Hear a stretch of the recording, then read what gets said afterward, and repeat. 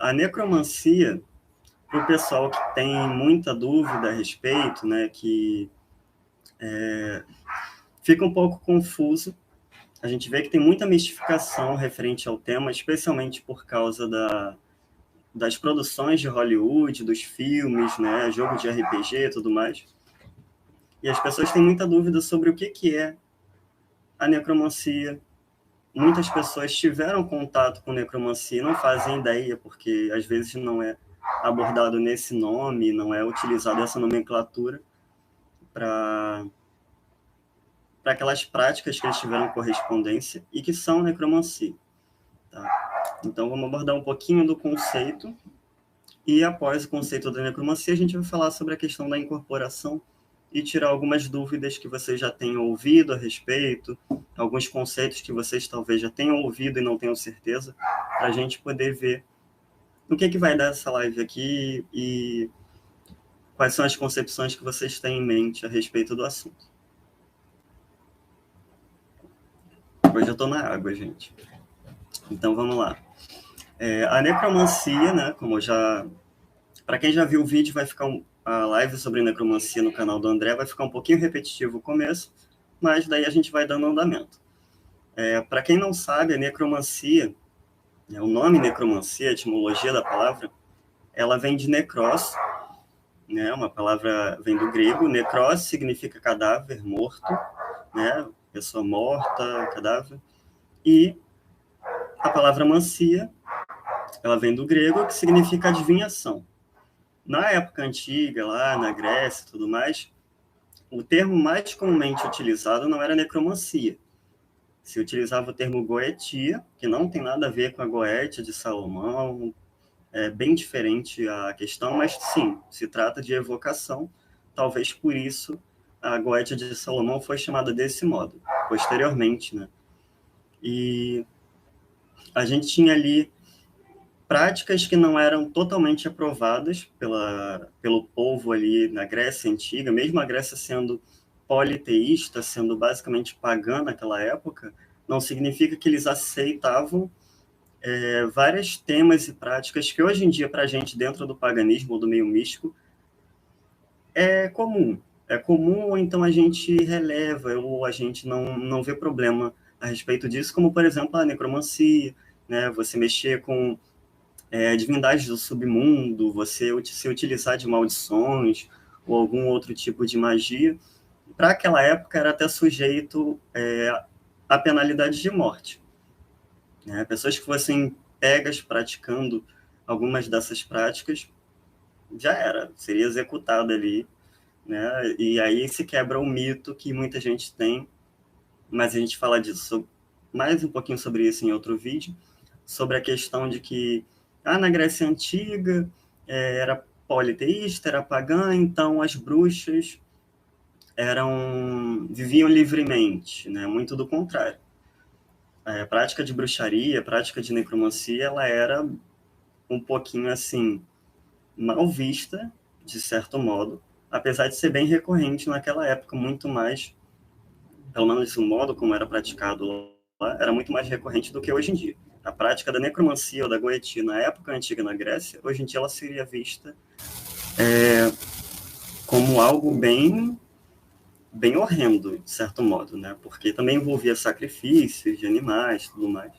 Então a gente tem esses tabus que hoje em dia se convencionou e que a gente consegue ver especialmente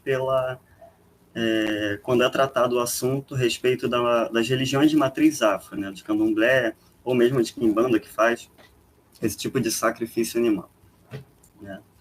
Gente, a imagem a qualidade não está muito boa, mas é o que tem para hoje. Então, em suma, necromancia seria a arte de adivinhação, ou a gente pode transliterar como a comunicação com os mortos. Ao pé da letra seria adivinhação com cadáver, adivinhação com morto. Mas a gente verifica e chama a necromancia de sendo qualquer contato entre um vivo e entre um morto. Logo, a gente tem isso muito mais comum, mais fácil de identificar em inúmeras religiões e práticas que a gente tem hoje em dia. Né? Pelo menos que hoje em dia são mais conhecidas. Então, A necromancia ela não é um sistema em si. Existem sistemas que possuem bases necromantes. Não é uma religião, mas tem religiões que têm base necromante. Né? E ela é somente uma categoria de prática mágica. É a mesma coisa que você falar que vai efetuar uma magia de cura. Magia de cura não é um sistema, não é uma religião, não é uma vertente. É um tipo de magia que é efetuado. É um propósito ali específico. O modo como se atinge isso é variado. Então, não existe o sistema da necromancia, não existe a vertente da necromancia e não existe a religião necromante por si só. O que a gente vai ter vai ser vários conceitos, seja vertente, sistema ou religião, que vai lidar com a necromancia. Tá? Então, basicamente, tudo que tem o contato entre um vivo e entre um morto é uma necromancia. Se você vai num centro kardecista para receber uma psicografia, uma mensagem de algum parente que faleceu, de alguma pessoa, você está recorrendo à necromancia. Se você vai num terreiro de Umbanda, no qual você vai entrar em contato ali com um caboclo, um preto velho, que são espíritos de humanos que morreram, você está recorrendo à necromancia. E se você vai no terreiro de candomblé também, se dentro da tua vertente orixás são ancestrais divinizados, você está recorrendo à necromancia e por aí vai. Tá? Tábua Ouija é necromancia? A gente vai falar sobre isso depois. Ok? Que mais que a gente tem? Então, basicamente, a concepção de necromancia é isso. Né? Não tem nada a ver com ressuscitar morto, não tem nada a ver com reanimar cadáver ali, né? Não necessariamente ressuscitar, mas reanimar um cadáver. E vocês já estão acostumados com isso o tempo todo, só não usam essa nomenclatura para se referir à necromancia. Okay? Então, basicamente, qualquer prática mediúnica, psicofonia, psicografia, gira de umbanda, de candomblé, é um contato com o morto, tá? A missa católica, ela pode ser considerada uma questão necromante, mas não totalmente. Tá? Uma missa de sétimo dia, por exemplo, é um ritual do qual você faz para o morto. Né? Você deseja ali uma boa passagem para ele, você se vale ali de orações para poder enviar aquele morto, para que ele tenha um descanso, alguma coisa do tipo. Porém, o contato necromante não é totalmente efetuado porque não há uma comunicação, é uma mão única de contato. É você fazendo oração para o morto, é você, sei lá, chamando ali, de certo modo, enviando energia para o morto, para que ele fique melhor. Mas em si, não necessariamente você vai ter a resposta ali. Né? A intenção principal da missa não é te dar a resposta do morto sobre o que está acontecendo, sobre as suas orações, sobre o que aquele rito em si ocasiona naquele morto. Tá? Então, ela não é um contato necromante total, a menos que você seja um médium clarividente, um médium clareaudiente e consiga ali, durante a missa, ver o morto que está sendo velado. Né? Se ele responder, se ele ouvir ali e responder, aí sim você considera o contato necromante. Mas não é uma comunicação completa de modo geral, porque não é um intento de uma missa. Quais são os métodos utilizados para entrar em contato com o morto? Quais são os métodos utilizados para necromancia? Você vai ter, em algumas crendices, digamos assim, populares, alguns objetos. Tá? Tem muita gente que já jogou o objeto do compasso. Quem nunca jogou o jogo do copo, né? Que seria a versão pobre do tabuleiro Ouija. Muita gente considera esses objetos, tá? Porque, afinal, vocês entram em contato só para ver a assombração, para falar com o fantasma, enfim. Mas eu tenho alguns contrapontos, especialmente porque os objetos que são utilizados nesse conceito, né, nessa prática, eles são muito suscetíveis à questão de coordenação motora. Então, se você pega um compasso, se você pega um copo ali e você fica muito emocionado, você fica muito motivado a obter uma resposta, naturalmente pode ser que você seja a pessoa que está mexendo ali naquela situação, tá? Então, os meios que a gente tem para poder fazer a utilização da necromancia é através de vertentes que já lidem com a necromancia. É o jeito mais seguro, é o método mais tranquilo para você entrar em contato com o morto. Tá? Aí você vai ter dois tipos, pelo menos eu classifico como os dois tipos de necromancia ali que você pode acabar praticando. Tá? Você vai ter a necromancia, que a gente fala que é um nome bem pejorativo, tá? Mas é só para a gente poder diferenciar. Tem a necromancia, que é feita com, entre aspas, espíritos de lei. Né? Espíritos de lei são o quê? São aqueles espíritos que eles possuem um grupo, eles possuem uma falange espiritual, ou eles são doutrinados em algum tipo de vertente. Como a gente, por exemplo, muitas vezes vê em terreiro a pessoa falando: o meu Exu é de Quimbanda, o meu Exu é de Umbanda, né? O meu Exu ele é do Candomblé. Geralmente o que se subentende disso é que aquele Exu, aquele espírito de morto, aquela entidade, ele foi doutrinado dentro de uma vertente. Tá? Então, todo espírito que trabalha, foi doutrinado em uma vertente, uma religião, ou ele trabalha a partir de um sistema, ele tem alguma forma contratual de trabalhar, né, uma metodologia ali simplificada, é o que seria uma necromancia que trabalha com espíritos ordenados. Tá? E você tem os, entre muitas aspas, e sendo muito pejorativos, filhos de chocadeira, que são os espíritos que não trabalham, não pertencem a um grupo espiritual. Tá? Não é um Exu, não é um caboclo, né? É simplesmente o Joãozinho da padaria ali que morreu e você decidiu evocar o espírito dele. Então você vai ter o contato com o morto, o contato com grupos de mortos e o contato com os mortos filhos de chocadeira ali que não respondem a nenhum contrato. Tá? Qual é a questão dentro disso? Eu geralmente indico que as pessoas que estão começando dentro da necromancia, elas tentem o contato com os espíritos de lei, de alguma ordem, de alguma ordenança, de algum grupo espiritual. Tá? Por quê? Eles já têm uma metodologia do qual eles aceitam. Tá? Se você tem ali um terreiro de Umbanda que lida com um grupo de Exus, esse grupo de Exu ele aceita trabalhar naquele terreiro ou naquela vertente, e ali você já tem uma questão mais garantida. Tá? Eles têm limitações até onde eles estão dispostos a trabalhar e até onde eles não podem ir ou não aceitam.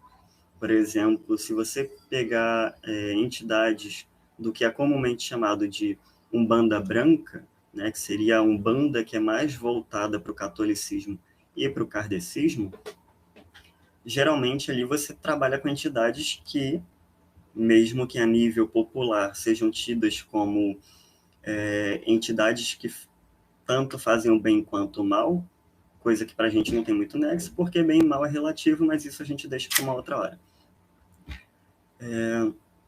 Num terreiro desse de Umbanda, você não vai ter geralmente você não vai ter um Exu ali ou alguma outra entidade que as pessoas geralmente recorram para amarração, qualquer coisa do tipo, que vá fazer tudo o que você quer.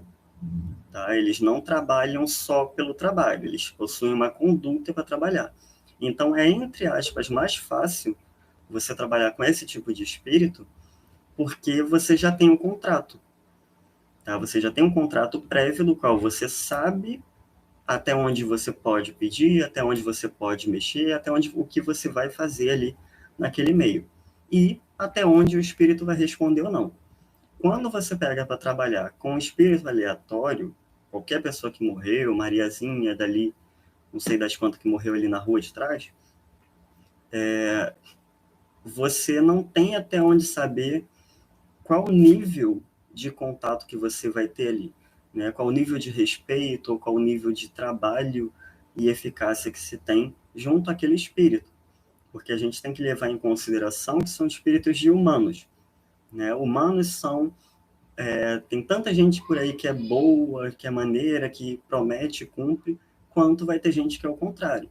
Vai ter gente que vem aqui só para querer te enganar, vai ter gente que vai te prometer e não vai cumprir, e tem gente que vem se fazendo de amiguinho e tá amando de alguém, né?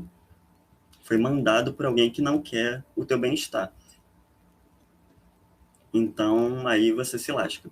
Por isso que, se você está começando a querer o contato dentro de uma incorporação, dentro de uma necromancia, o ideal é que você busque algum local, tá?